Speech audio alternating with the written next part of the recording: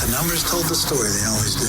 It's one of those idiots who believe in analytics. This is a numbers game with Gill Alexander on VSiN. Good Thursday morning to you. It is a numbers game at VSiN, the sports betting network, VSiN.com, Game Plus, iHeartRadio, YouTube TV. However you're taking us in, it's a numbers game where sports betting lives. It's Gill Alexander. It's Kelley Bydlon, live from Bar Canada at the D. All proudly brought to you by DraftKings. How you doing, man? You good? I'm doing perfecto. How are you doing? I am frantically soaking in the French Open draw. Yes, you are. Drew Dinsick and I are doing a podcast here in 2 hours on the French Open at Beating the Book. And I haven't gotten to the women's yet, but I did soak in the men's here. So we'll get to that here momentarily because I have some thoughts here in the first segment, just seeing how the quarters have broken down. Here's the thing, and I don't know if this is – it's akin to golf, but it's not the same thing. The reason we're doing the podcast today right after the draw is because we thought about, we're like, should we wait till tomorrow and see if the quarter odds come out? But we have no confidence that any of the books will have the quarter numbers out within 24 hours. Hopefully they will, but we just decided let's go with it right after the draw. I think you guys are making the right call. Yeah. I think you're making the right call. I know it gives you a little bit more to talk about, but you could also... It's also a Friday. Right, yeah, the tournament starts on Sunday, so we'll get Drew to that. can come up with those numbers anyway. He'll have fair prices on all the quarters. That's right. As fair price, I have all that's coming up on the podcast side, and I'll have my men's draw comments here in mere minutes.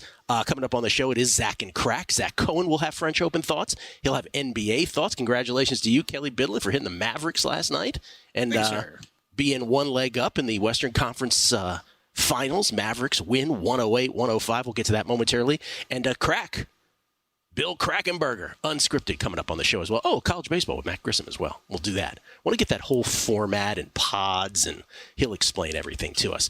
Okay, let's start with the Mavericks and Timberwolves before we get to the French Open. Mavericks and Timberwolves last night. Let's start with a comment made by the Ant-Man, Anthony Edwards, before this series.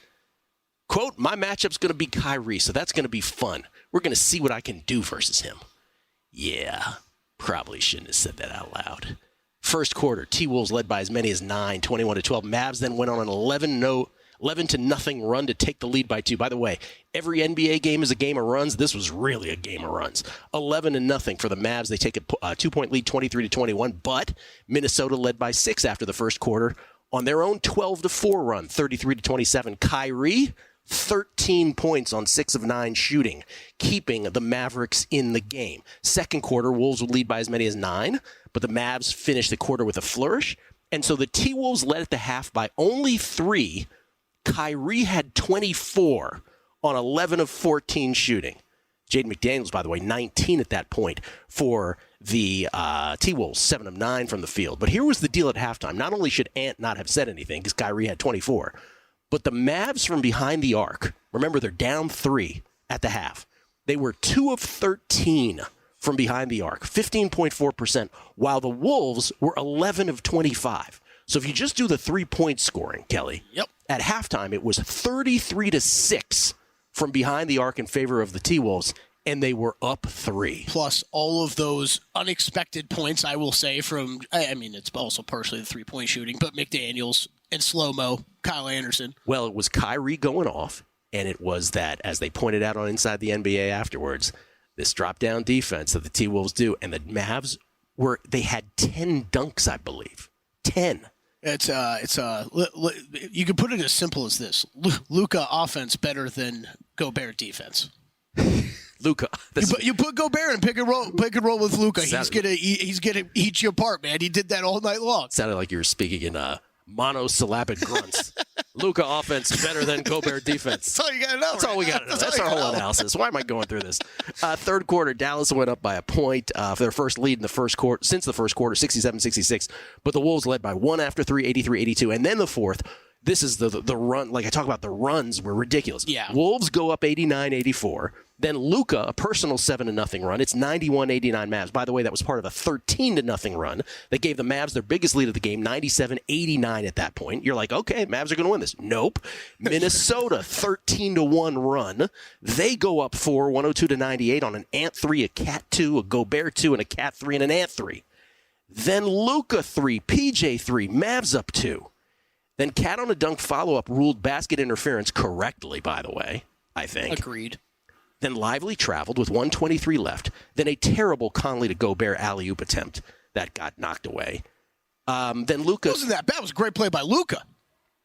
It was such a short pass that was never going to get home.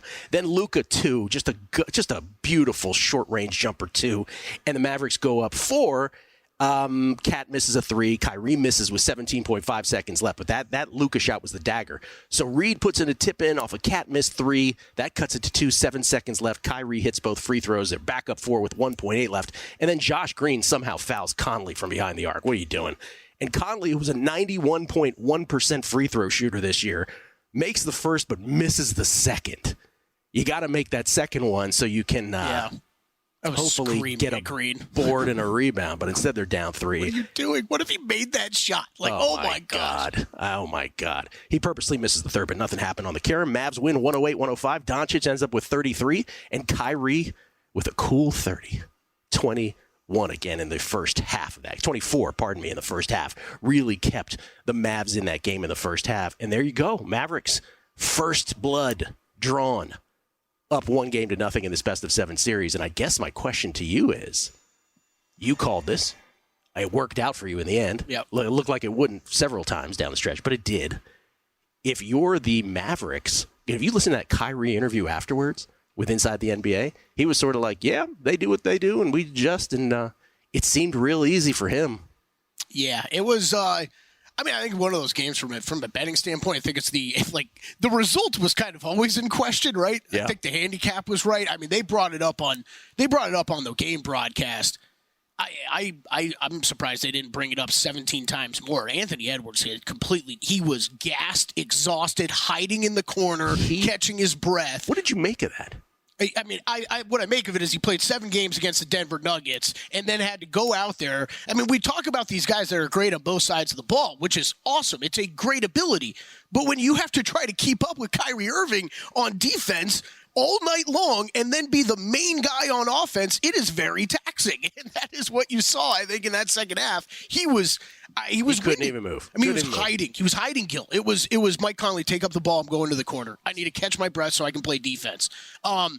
I think he'll look better. Look, I think he'll realize, I think they'll scheme differently. If that means taking him off Kyrie and out of some of the defensive action they have to have his offense. As good of a defender as he is, Timberwolves have to have him on offense. So they'll adjust for that. I don't expect that to be as big of an issue. But him and Cat both really weren't all that great offensively last night. And if you don't get that, this starts to look like the 17th ranked offense that we saw during the regular season. So and they had trouble defensively, Gill, right? I mean, the Dallas bigs continue to be impressive. Derek Lively's amazing. What do we have, 3 centers in this rookie class that are just stellar? Like, if Wemby didn't exist, how much would we be talking about Chet, right? If Chet and Wemby didn't exist, how much would we be talking about what Derek Lively's doing? There's nothing about that outcome, though. Like, we could just as easily be sitting in here and talking about a Wolves win. Absolutely. That's what I'm saying. The result was always in question, right? It was tight. It was Plinko all game. So I think the ones where you look ahead to game 2, right? I'm not rushing. I'm in a very good spot series wise. Yes. So I'm willing to bet these game to game. Everybody's first instinct was to go and hammer the Timberwolves last night with laying 4.5 on the opener. I held back. Are you going to get better offense from Ant and Cat? Probably. You're probably not going to get the same level of contribution offensively that you got from Jaden McDaniels and Kyle Anderson, though. And the Mavs only made 6 3-pointers. In the whole night, they only made 6 threes. You telling me they're making only 6 threes going forward? Well, that's why I said when you said the part about the T-Wolves not getting off the greatest offensive games from Ant and others, I think the Mavs can just as easily can counter that by saying, yeah, we didn't do that from behind the arc. And by the way, even though McDaniels played well, the rest of the team didn't really do much on offense. Like PJ and all those guys that we counted on the previous series, Gafford, they didn't really have great games, right? Pardon me, other side. Yeah, PJ and Gafford, right? So it was just...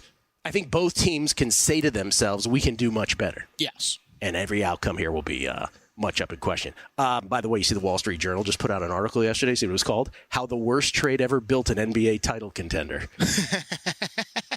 Thank you, Wall Street Journal. Real quick on should I do the French Open? Yeah, let's go. What do we got? All right, so I've with Zach too. Just soaking this in. We're going to have Zach Cohen come up. Zach is next segment because he's going to talk NBA and tennis with us as well. So I've just had a chance to soak in the men's draw. I have not on the women's side, but the women's side is more clear that it's an Iga show. But on the men's side, Q1 is the Djokovic quarter. He's got Casper Ruud in there with him, and he's got some other like clay court specialists like Echeverry and Correa. He's also got Taylor Fritz in there, Cerundolo, another clay court specialist. If Joker's on his game, he ought to be able to overcome all, but Ruud and Fritz have unbelievable clay numbers. So that's tough. Joker's definitely the favorite in there. He's the justified favorite in there. It's a tough go, though, I would say, generally speaking, if we don't know what we're going to get out of him. Q2. Rafa Nadal, 14-time winner, gets Sasha Zverev in the first round. Oh, my God, what a way to get out of this tournament. Because Sasha's going to beat him because I don't think Rafa's anywhere close to top of his game. And that'll be the end of Nadal at the French Open. Also in Q2, Medvedev's on the other side, but he's not a clay court guy. You have some clay court guys like Navone, Caboli, Darderi. Caboli's actually all court. Zverev ought to be the favorite in that. Struff is kind of a good clay numbers. De Minaur's in there, but Zverev ought to be the favorite.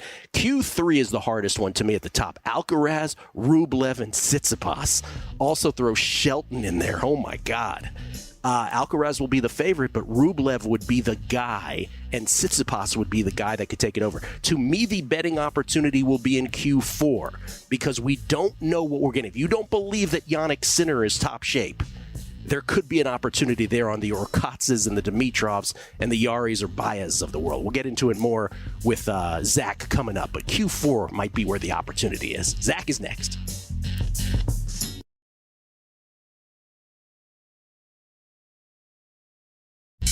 A numbers game on VSiN, the sports betting network. For a limited time only, we're offering our annual subscription at an unbeatable price. Normally priced at $240. You can now grab your subscription for just $199. Sign up today. We'll also give you an extra 2 months for free. That's 14 months of VSiN Pro access for less than 50 cents a day when you use promo code ANG. With VSiN Pro, you'll gain instant access to our daily best bets with the leaderboard to see which VSiN expert has the hot hand, betting splits to show you where the money and bets are moving for every game, betting systems, premium analysis, and 24/7 video access. Visit vsin.com/subscribe today to claim your 14 months. That's 14 months of VSiN Pro for only $199 with promo code ANG. Promo code ANG, 2 months for free, coming right out of Zach Cohen's salary. Right out of it. That's vsin.com/subscribe. Speaking of Zachary, Zach Cohen joins us now, courtesy of the Progressive Guest Line, to talk not only NBA, but also tennis. Would have loved to have you on the podcast later today, Zach. I know there was a scheduling conflict. I apologize for that. Great to have you, man. How you doing? Doing well. How about you guys? Doing great. Betting on X, by the way, for all that Zach does on Twitter. All right, let's start. Have you had a chance to soak in the draw on the men's or women's side yet? I took a brief glance at both. I haven't dived into it as much as I will want to, and I will, later today, and I'll get some stuff up on the website. But I have taken an early look, and it's definitely very interesting. That Zverev-Nadal match in round one it's a popular match. It's just, are you all in on Zverev, regardless of the price, or does Nadal have enough muscle memory for you that regardless of all of his ailments and his age, that it gives you pause?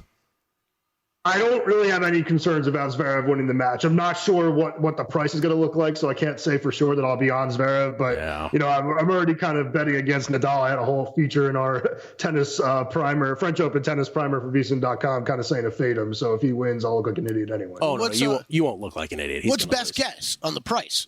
Zverev minus 300? Out of respect, 220? It'll be short. I think it'll be like minus 260. It'll be my guess. I could be way. Yeah, I would have said like minus 240-ish. Yeah, but it's sort of like just a respectful thing, almost like the market will dim it. But it shouldn't be that way based on actual numbers. Again, my reaction, real quick, is that just at a glance, and I haven't had a chance to soak in the women's quarters, but the way that it works on the men's side, real quick, is Joker, who got a little longer. We'll show the outrights coming up. Joker got a little longer, and I think that's correct, again, because he's got Casper Ruud in his quarter.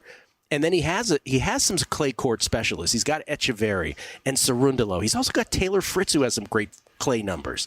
So I get it. Like, it's not the easiest quarter But and again, if he's Joker, he's Joker. Then it won't matter. But do we have those? We do. Okay, so here they are. So Alcaraz is plus 260. Joker, a little incremental drop to 3-1, I think, based on that quarter.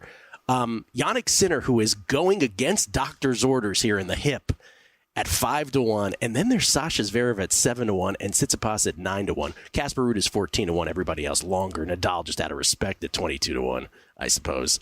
To me, the opportunity again exists in quarter number 4. Those numbers are not out because if you are in the camp that believes that Sinner is not tip-top shape, which I kind of am, then I think you take a long shot possibility there.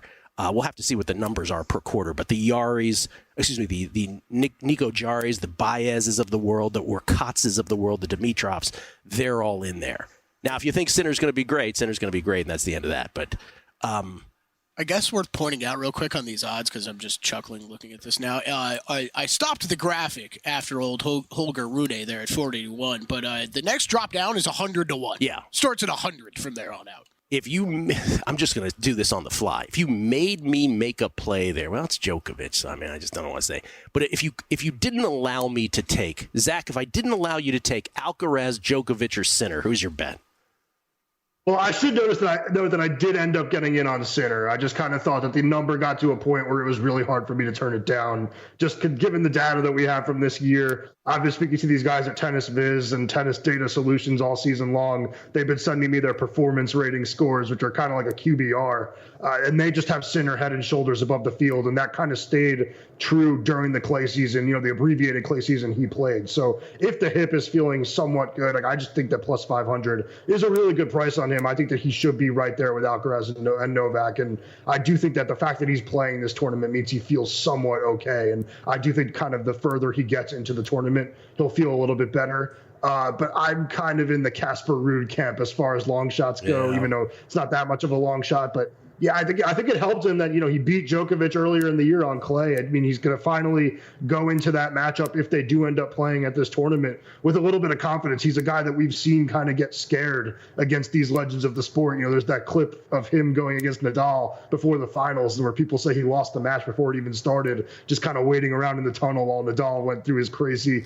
pre-match routine and Ruud was just shaking in his pants. So I do think that now he's starting to believe that he can beat these guys, and I do think that price is just really long for a back-to-back finalist. I think I agree with you. I think that's the answer. But as Zach just displayed, so much of this is if you think Sinner is healthy, if you think he's not. In the Q3 with Alcaraz, if you think Carlitos is healthy, if you think he's not, because then if you don't think he's healthy, I could make the case that Tsitsipas at 9-1 is actually worth a flyer, as much as I hate betting it outright on Tsitsipas just as a rule. But I think Casper Ruud's probably the best bet on there at 14-1. We'll see what the quarters have coming up. Basketball, what are your futures pending? Remind us. So I have the JVT ticket of 65-1 on the Wolves as well, and I have not hedged it. I really don't want to until the finals, but yeah, that was a troubling game one, just seeing them outshoot Dallas from the 3-point line and still lose the game at home. But I do think they'll get game 2, and it'll end up being a close series. A close series. Yeah. Okay. So 65-1. Wow.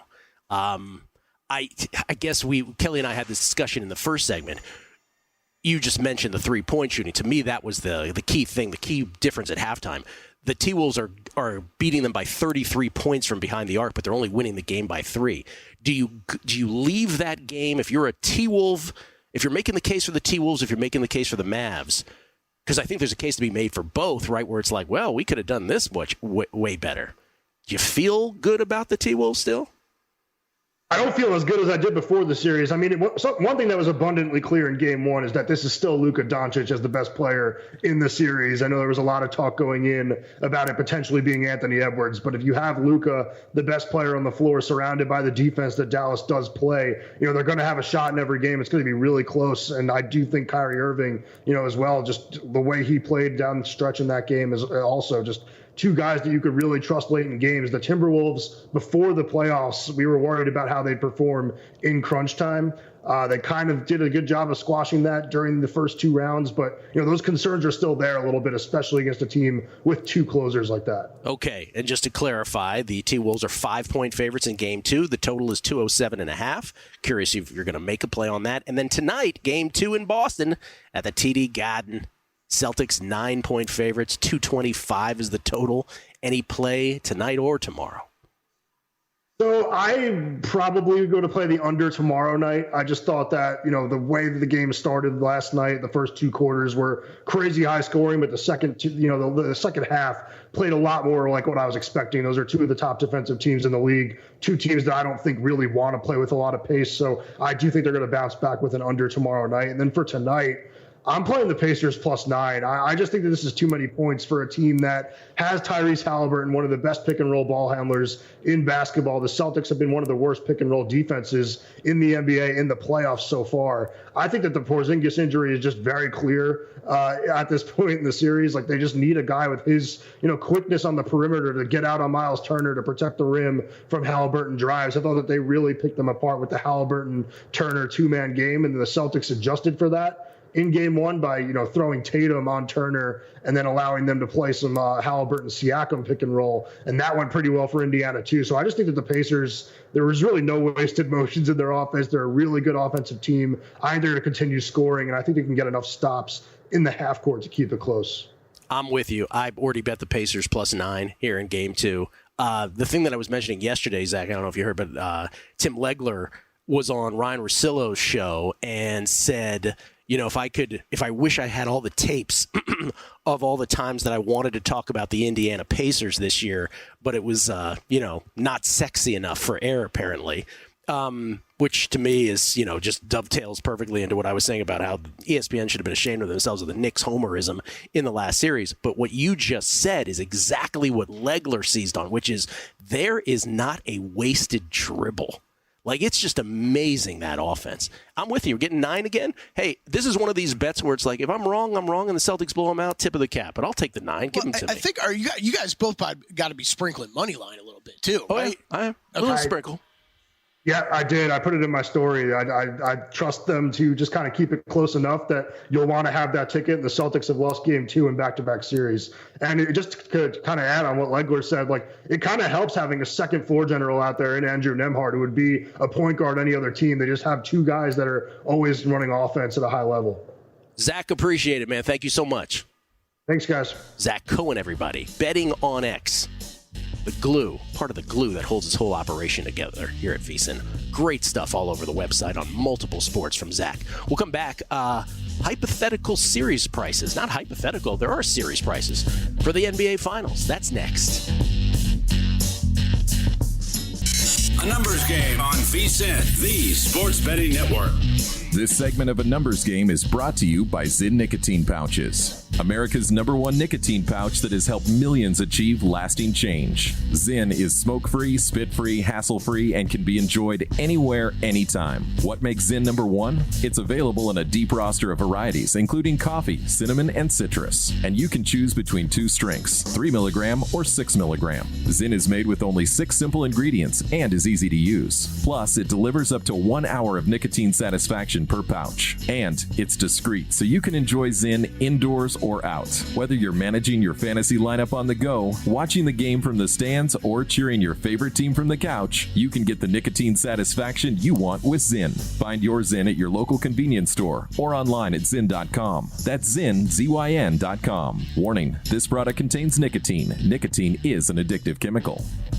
Gill Alexander, Kelley Bydlon, live from Bar Canada at the D, downtown Las Vegas. Majestic downtown Las Vegas. Coming up on the show, still, Crack. Unscripted with the Crack Man, Bill Krackenberger. Matt Grissom on college baseball as well. We get tweets, Kelley. I don't know if you know that. Reading the book. Mike Stacks, you got your 3 games Christmas Survivor week. I'll be in Vegas in 2 weeks to take you and Kelley out to your favorite sushi place. Oh, apparently, so we have the announcement that we're... I guess Derek and Mike were on this morning? Yeah, they went on Follow the Money this morning, broke down, I believe, both contest details. So we get the 3-game Christmas carve-out. Okay, good. Not 2 games, in other words. Okay, so we don't have to have that discussion anymore. Yeah. Of like, do we even play this thing? Okay, good. Let's see. Joey Isaacs, what did you guys take on futures? I just have Rublev 45-1. Again, just a quick glance at the French. I don't have any yet because besides my parlays with Iga on Joe. This is pre-draw. Joker, Carlitos, and Casper Ruud. The Casper Ruud one I'm quite happy with, actually. But again, for me, if you're looking at a bomb, Q4 is the spot for it. The Sinner quarter. If you think Sinner is not going to be 100%, again, doctors told him don't play in this. But I do think that your quarter Q3, sir, with Rublev, you got Tsitsipas and Alcaraz in there. I don't know about that one because Rublev's got to get past that quarterfinal ceiling thing that he has in his head. These are tough. These are pretty evenly broken down quarters. It's not one of these tournaments where we're like, oh my God, can you believe this quarter? And oh my God, what an easy path here. I think they're actually, because the reason for that is there's a lot of clay court specialists.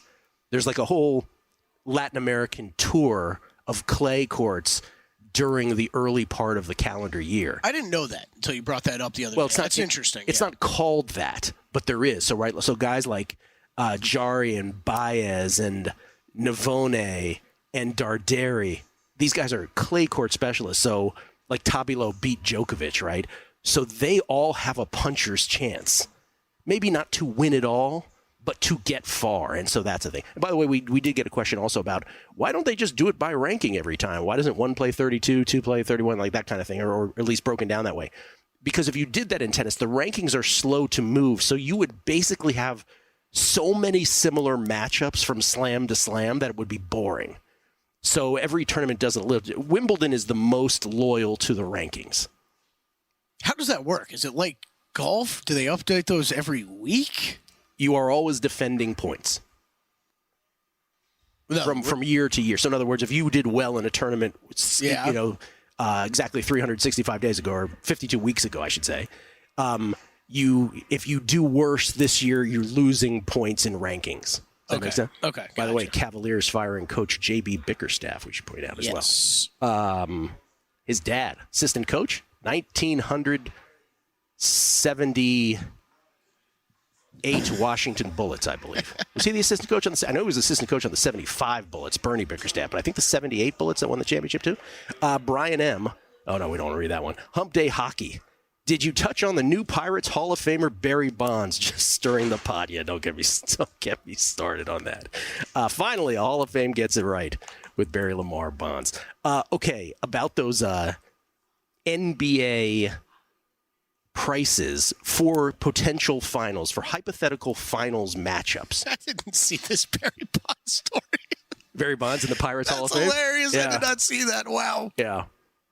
I don't know if he's in the Giants Hall of Fame. Yeah, I know. Yeah, maybe he is. He is in the Giants Hall of Fame because I think I attended that. I flew to San Francisco for that. I even forgot. Well, then, like, what took the Pirates so long, man? Well, because he played earlier in his career. He was phenomenal with the Pirates. Yeah, he was awesome. He was a massive free agent signing for the Giants as he went back home. But yeah, I'm glad they had 30 years to think about it. It's almost like the team's way of flipping off the MLB Hall of Fame. Right, yeah, I love it. I love it. It's like, I don't care what you guys think, but he was awesome. All right, let's get to this.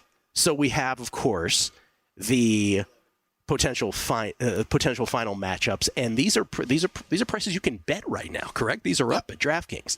So if you want to take a flyer on these potential, there's obviously 4 potential matchups. Have at it. Celtics versus the Timberwolves.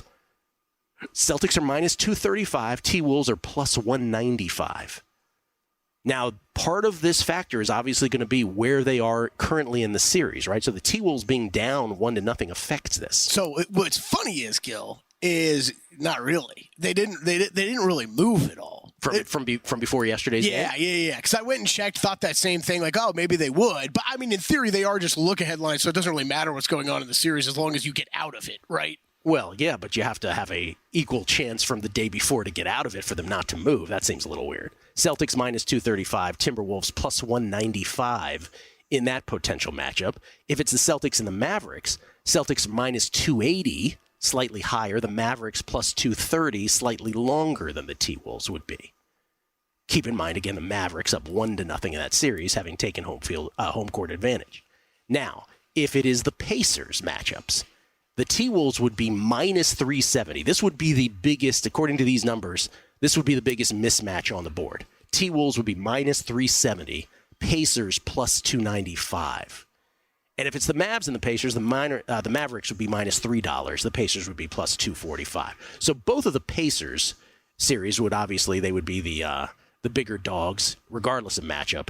Then would either the T-Wolves, in the T-Wolves Mavericks versus the Celtics. The Celtics would not be quite as big of a favorite on their side as the T-Wolves and Mavericks would be versus the Pacers, if that makes sense. So, is there a price there that you like? Obviously, you would like the Mavericks prices, right? I think there's. Just looking at these, like Timberwolves Pacers, just please don't let that be the NBA Finals. Like, not that it's bad. It's just. Can you imagine network executives like Minnesota and Indiana, baby? Let's go. I wasn't even going to go from that perspective, but you're right. Like that, yeah, they would. Oh, yeah, they'd be crying if they got that matchup. But just so different, just so like two teams that are so different stylistically that like. I think I'd be forced to take a piece of the Pacers because I think they'd actually be able to just outshoot Minnesota in a game or two and at least keep it close at a price like that. I think in every other one of these, though, that we talk, I mean, I think me and you basically been saying it for a couple months now. I'd be looking Western Conference against the Celtics, and I wouldn't be laying $3 with the Mavericks against the Pacers either. Like that, there is definitely some lack. I'm not even the biggest Pacers guy, but there's some lack of respect in these numbers. Do you subscribe to this though? Because this is with basketball for me. I'm going to let the hate wash over me after I say this. That there is a degree of randomness in every sport, as we discussed. But it seems to me like in these particular matchups, like no outcome of any game would surprise me in either of these conference finals matchups, right? If the T-Wolves took down the Mavericks in game 2, wouldn't surprise me. If Luka and Kyrie did their thing throughout the rest of the playoffs, it wouldn't surprise me. Would the Pacers, I have the Pacers in 7 against the Celtics, so it wouldn't like flabbergast me if the Pacers somehow put together an 8-game stretch of amazing offense that just overcame everything. They can outshoot guys, outshoot teams. So much of this is, and knowing that then, if you were just landing on this, like part of this to me is, okay, I'm betting tennis, right? I'll bet these things that you think you have more of a handle on, and it's okay. Like for me on some of these, like if I'm watching the Mavs and the Timberwolves last night, I'm like, I have no idea how this is going to turn out. None. And so as I watch these, as I look at these numbers, the Mavericks are the one that leaps out to me because after what happened last night, if you believe that Luka and Kyrie, because remember when Bespers was on, he was like, well, the T-Wolves should think to themselves that what they had to face against the Nuggets was so much more complex and so much more to worry about than just Luka and Kyrie. But the nature of basketball, right, the counter to that is there's 5 guys on the court, and if 2 of them are Hall of Famers, what matters other than that? It's just different. Right? I mean, it's not that I disagree with what Dan said on Friday, but it's just it's Jokic is a special player. So is Luka Doncic, right? It might not be the same level, but he's a special offensive player that's a completely different matchup for them. So, I mean, when you boil what all 4 of these teams have going for them down, it's, okay, the Mavericks got stars, right? And they got one guy who's been there before, too. I think was very evident with Kyrie last night, right? First half, here's someone who's been here before and is going to act, played like it, acted like it. They got that going for them. Okay, Timberwolves have one of the best defenses we've seen in a while. Can their offense keep up, though, right? That's always a question. Celtics, it's shooting and defense, and then the Pacers got the shooting. Just want to say it's okay to say some sports easier to wrap your hands around than others. College baseball next.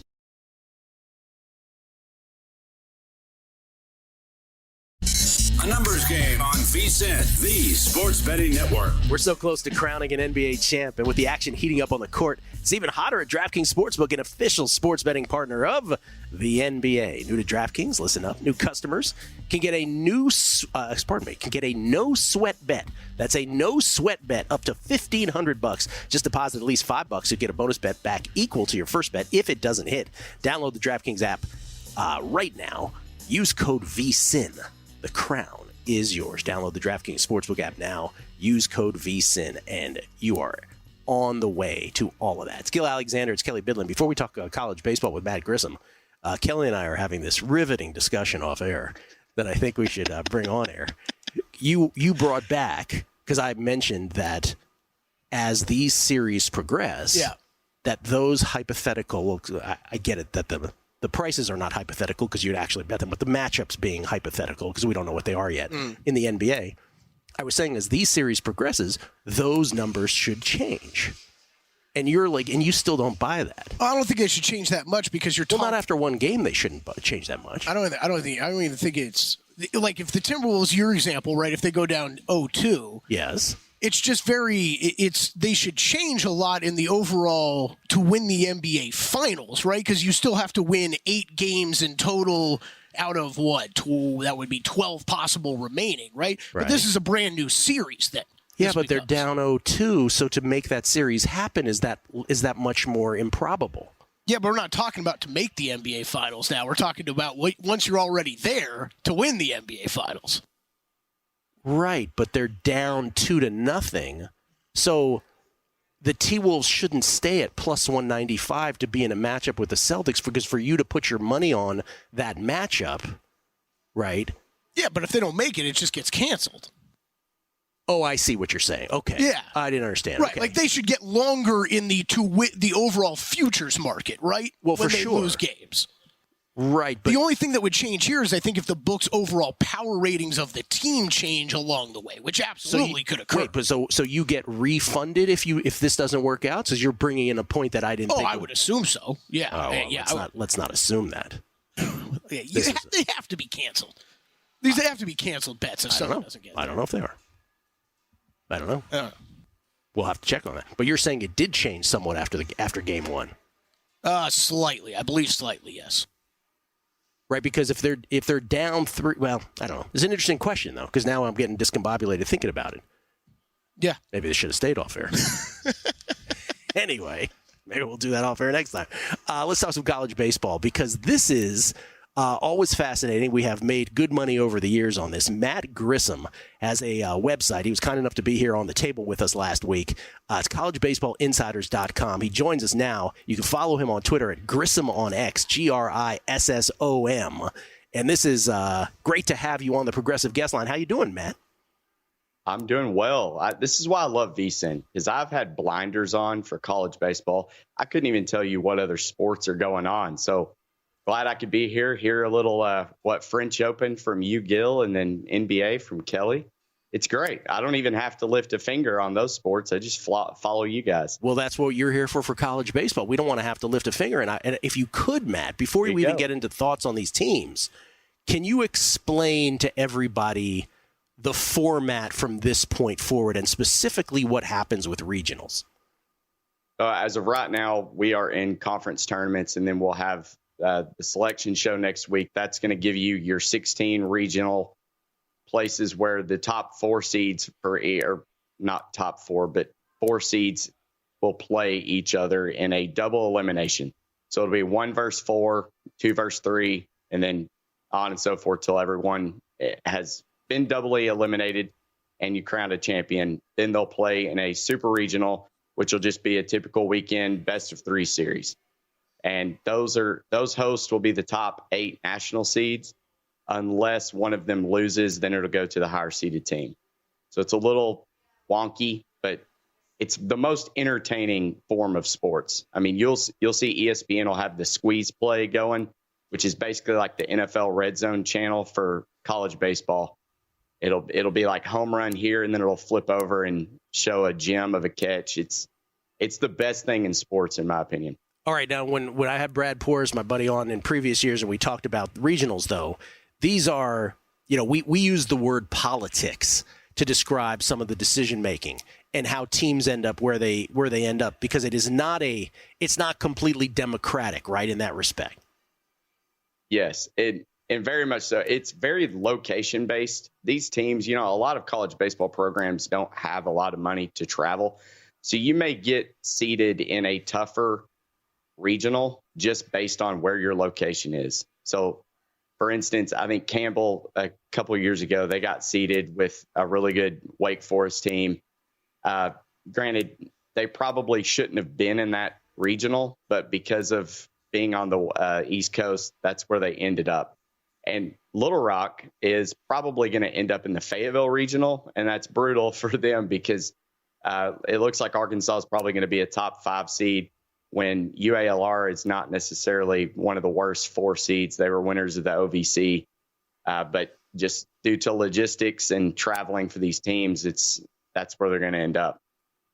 All right, by the way, Democratic small d. I should point that out, Kelley, in this day and age, for God's sakes. I got a blackjack story for you about that later. For God's sakes, small d. Everything is political nowadays, right? That's right. That's not what I meant. Okay, so you're betting on a daily basis. What is the go-to book for you, Matt? Because this is the biggest question with College World Series is, all right, what books are even posting these games day to day right now? So all of our odds on our website, collegebaseballinsiders.com, those are pulled from DraftKings. They've been the most consistent as far as posting all season long, every day. Here in Arkansas, I've got Bet Saracen and Oaklawn. Oaklawn copies lines straight from Bet Rivers. So if I ever make a reference to Bet Rivers, that's where I'm betting it, which, they're Bet Rivers, hats off to them. They're the ones that have hung these odds to make the College World Series.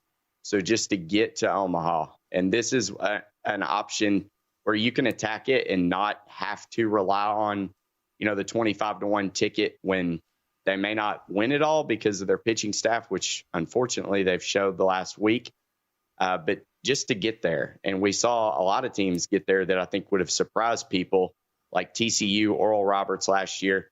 So I feel like we're doing a really good job of monitoring teams that are on an upward trend, and we'll get into that here in a minute. Okay, so let's do that. So let's start with, are there any games today that you've bet? And let's then go to that before we get to the outrights. Teams to make the College World Series bets. Let's do all 3 levels of this. So SEC tournament is going on right now. They start, I feel like, at 5 a.m. This is absolutely brutal. But Arkansas is playing Kentucky. It's the number 2 versus number 3 seed in the tournament. Kentucky was the outright winner, shared with Tennessee, but because they're in the East, Tennessee got the 1 seed, Arkansas got the 2 seed because they are in the West. So Kentucky gets slotted at the 3. I'm on Arkansas. Hagen Smith is going today. They threw off to keep his rest, and that's something that I try to really explain to people. These top 8 teams, they really don't care to win this conference tournament. This is all about saving your arm. We were not going to throw Hagen Smith off 6-day rest when yesterday's game did not matter. We started our normal midweek guy in Bid Bobby. We lost 6-5 to South Carolina. Hagen Smith today on normal rotation, I felt like, minus 175. That's one of the lower prices he's been all season long. He's our stud ace being compared to Paul Skeens. Outside of that, I really like Oklahoma State. This is a team I was going to get into with the futures right now. This team is trending up. They're 8-2 in their last 10. They've won their first 2 games in the Big 12 tournament. They're going to be minus 185. I'm not sure who their pitchers are. The teams have been awful about announcing at the last minute. But this Oklahoma State team, they're 6-1 right now to make the College World Series on Bet Rivers. They're 7th ranked in our insiders power ratings. 8-2 in the last 10, number 1 pitching staff in the country over the last 10 games, and they're number 10 in the last 10 in hitting. It's a very well-balanced team, trending upwards. They've got the pitching staff to compete with anybody, and I like them to make some noise in the postseason. Okay, so Arkansas today, Oklahoma State to make the College World Series. Anything else? And Oklahoma State tonight. I think Oklahoma State around tonight. minus 175. And then this Southern California Oregon game is kind of interesting. Depending on who goes, that's a 5:30 Eastern game. I think Southern California, this was a team that they were displaced all season long. They're rebuilding their baseball stadium. They had to drive 45 minutes to play their home games. This is a team with a very deep pitching staff that finally seems to be healthy. Oregon minus 180, Southern Cal plus 140 may be a play for me. And then I like LSU to take care of business tonight against South Carolina. That's another team that's trending forward right now at the right time. Okay. Matt will add to the outright, so we'll have more outright thoughts next week. Yes? Perfect. Absolutely. Matt Grissom, everybody. CollegeBaseballInsiders.com. Grissom on X. Thank you, Matt. Appreciate it. Absolutely. Thanks. Crackman is next. Unscripted. Numbers Game, VSiN, the Sports Betting Network.